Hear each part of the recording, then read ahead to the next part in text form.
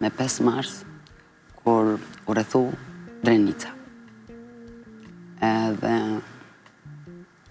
këtu fillova edhe unë i shfaqa interesimin, gatishmërinë dhe bëra kërkesën që sinqerisht t'ju bashkohem atyre burrave, djemve, edhe t'jap kontributin tem të vogël apo të madh, ishte kontribut me vetdije të plot, ishte kontribut me sinqeritet të madh edhe me dëshirë të madhe. Si ishte ndjesia kur juve që nga fëmijë, pra në gjithë këtë tregimin që na e bët, keni qenë e përgatitur fizikisht, pra me mendjen ju keni qenë gati për kur do që të vijë ai momenti që kërkohet qoftë edhe një dorë për vendin, ti do t'jesh e gatshme.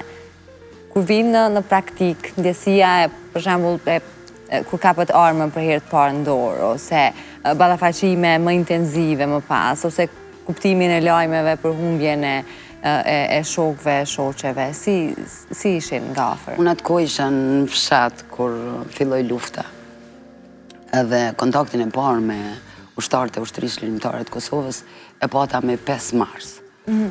E aty mas gjithë asaj traume, sepse ishim të papërgatitun, popullata e gjithë shoqëria ishte e papërgatitun teknikisht me armatim, dhe më thonë me mlethi armë kush çka ka, edhe me u përball me një forcë ushtarake, siç ishte forcat ushtarake të Serbisë.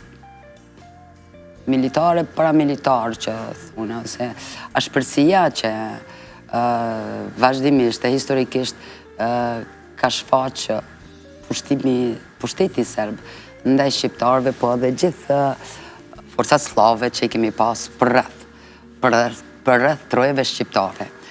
Isha shumë e vetëdijshme, kisha shumë informata për këto.